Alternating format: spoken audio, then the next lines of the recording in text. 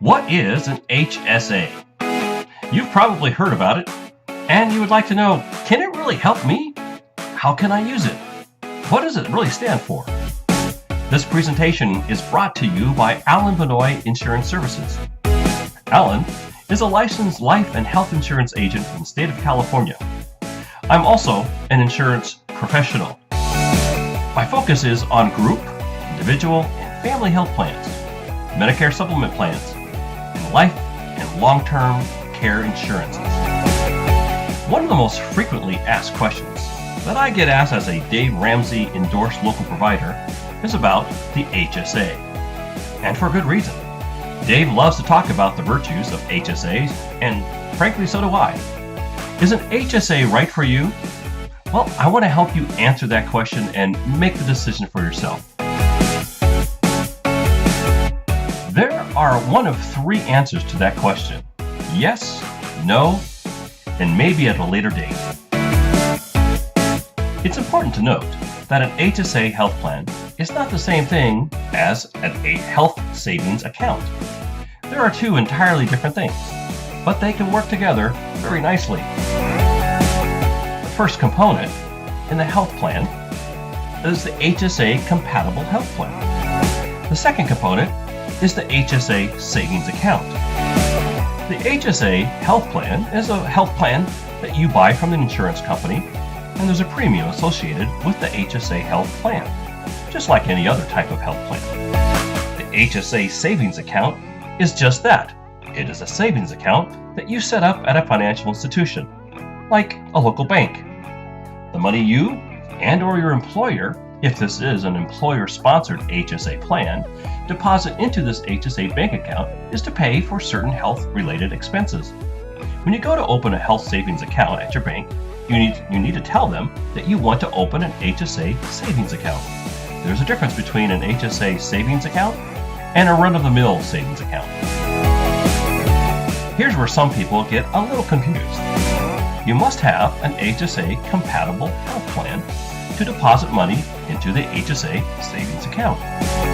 And just because you have an HSA compatible health plan does not mean you have to have an HSA savings account. The savings account portion is optional.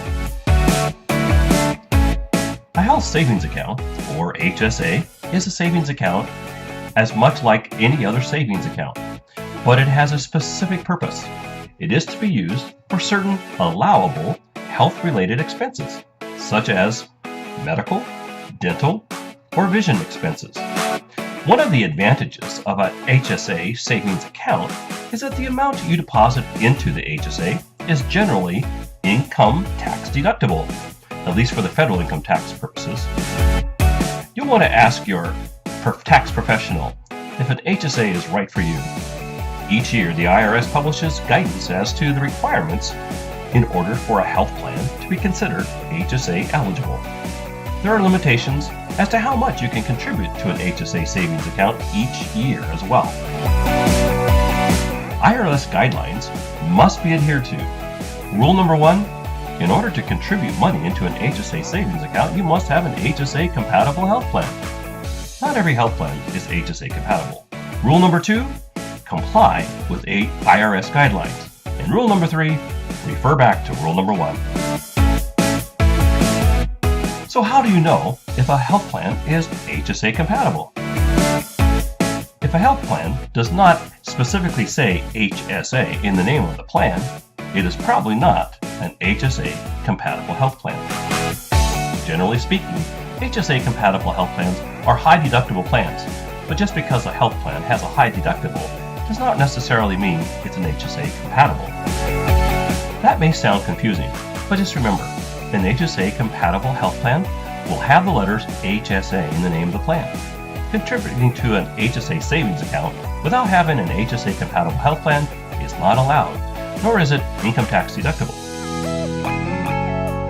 If you have money in your HSA savings account and change to a non-HSA compatible health plan in the future, you can still spend the money from your HSA savings account for allowable expenses.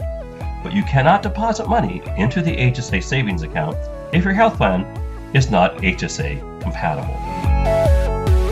The IRS publishes rules on HSA allowable expenses. Those under the age of 65, unless totally and permanently disabled, who use HSA funds for non-qualified medical expenses face a penalty of 20% of the funds used for such expenses.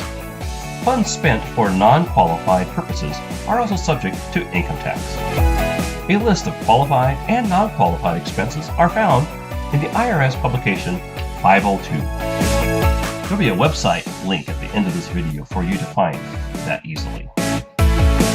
There are limits as to how much you can contribute each year, which we'll talk about later. Here are a few allowable expenses. You can see it's pretty normal stuff. And this is a small sampling of allowable expenses. There is a comprehensive list on the IRS website. There are also some non-allowable expenses as well. Even if that big screen TV is easier on your eyes, it's still a no-go with the IRS. Generally, your health insurance plan cannot be paid for from an HSA savings account, but there are certain circumstances where premium payments are allowed. Once again, check with your tax professional if you have questions.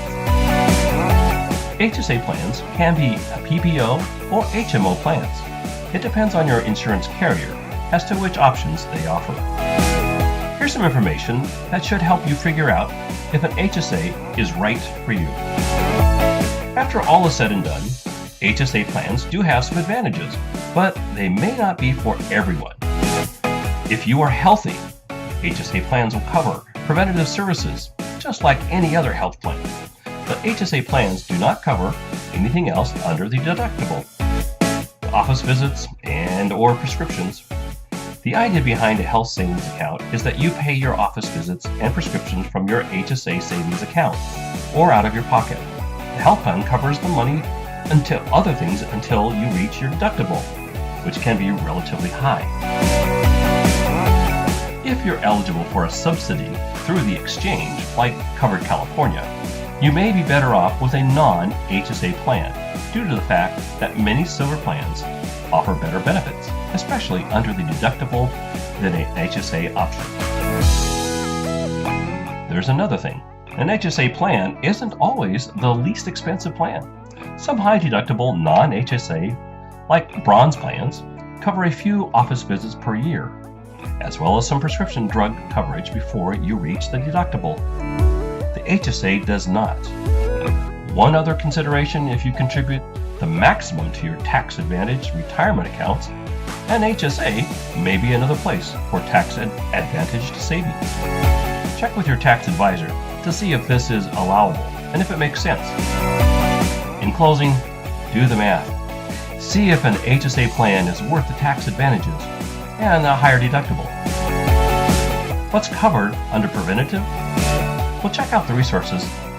Office visits, prescriptions, everything else will be out of pocket. These expenses will be the exception of preventative. These expenses can be paid for from the HSA savings account or directly by you, but the HSA health plan will not cover these expenses until your deductible has been met. On a side note, most people think of preventative as their annual physical, but the list is actually much more comprehensive than you might expect. You can contribute up to the maximum allowable amount each year. There are some resources at the end of this video.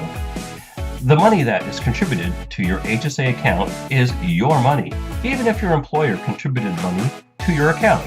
It is not a use it or lose it type of account. It's your money. Different financial institutions charge different fees to maintain your account, so shop around. You can't contribute beyond the annual limitations set by the IRS.